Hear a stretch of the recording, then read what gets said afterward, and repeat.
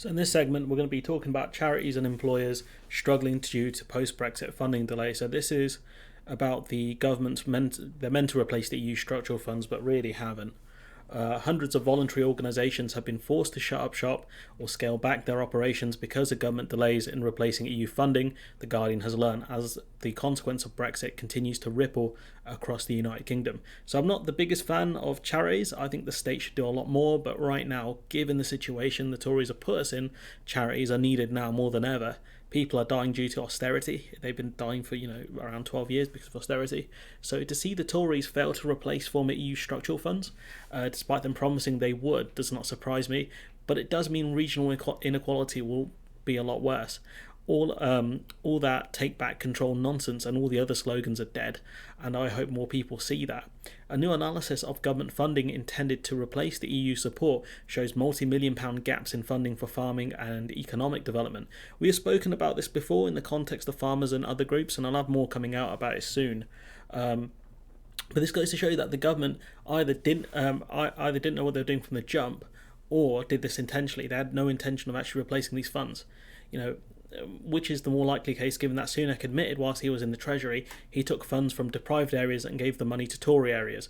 This theory, I think, makes the most sense. This is malice, I think. The other is that the Tories are completely clueless. That could also make sense, but doing pork barrel politics is something the Tories have done since they came to power.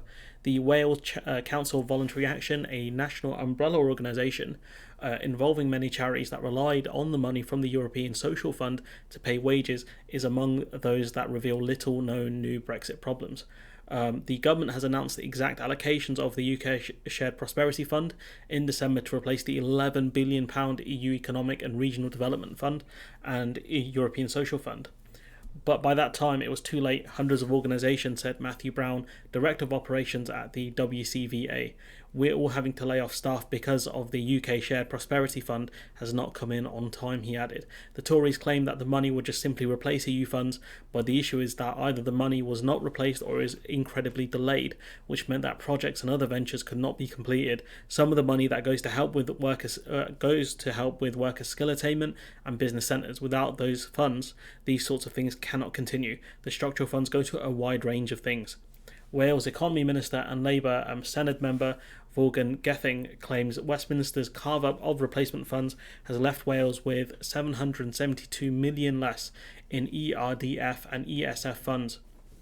So those are the EU structural funds, a figure denied by the government. The entire approach to the Shared Prosperity Fund has been chaotic, he said. The formulas the Tory use are very different to the ones the EU uses, so that means certain places and groups will lose out. The new ways to bid for the money has not been fully set up either.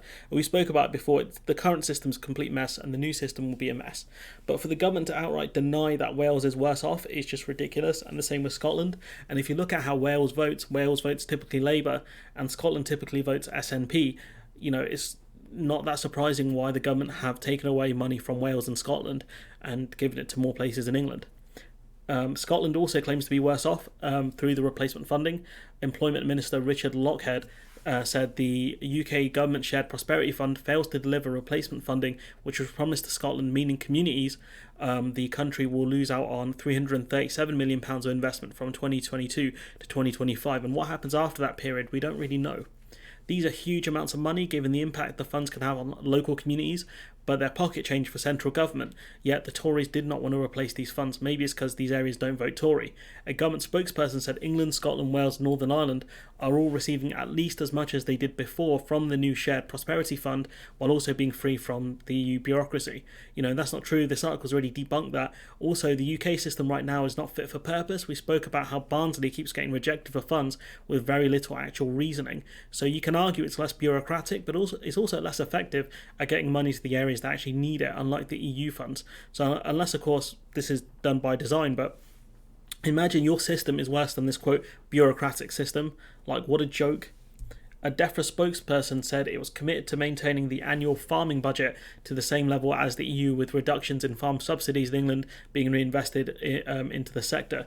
they added that the Common Agricultural Policy did nothing to improve food production or food security and gave about half the budget to the 10% of the UK's largest landowners. We are designing our new system in partnership with farmers to support the choices that they make. And, the farmers aren't happy about it, but you can make the argument that some of the CAP funds just went to landowners who did little with the land, but the money did also go to sheep farmers, sheep SHEEP, who managed the land. Perhaps CAP does need reform, but given that the Tories are going to give the CAP replacement funds to farmers who are going to have more environmental projects, that won't produce any more produce either.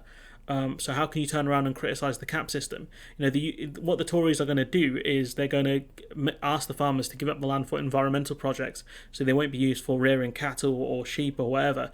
They'll be used, for nature parks and things like that, which is all well and good, but that's not going to increase the amount of produce that farmers provide. So for you to criticise the CAP system makes no sense. The Tory system is BS for anyone who's older. But yeah, overall, we'll talk. I think it's loaded here actually. We're only getting the negative. So yeah, there's an article with a farmer complaining about all of the kind of Brexit problems they're facing. So I'll cover that in a separate video. But for the UK to criticise the CAP system makes no sense, given that the money that they are offering to farmers now is a lot less than what they would have gotten from the EU.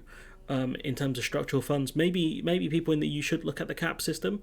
But at the same time, it's better than what the UK have come up with, and we had the chance to make it a better system if we wanted to. But anyways, I'm going to leave it there. Let me know what you think in the comments below. Like, comment, share, subscribe. Support the channel on Patreon if you can, and hopefully I'll see you in the next one.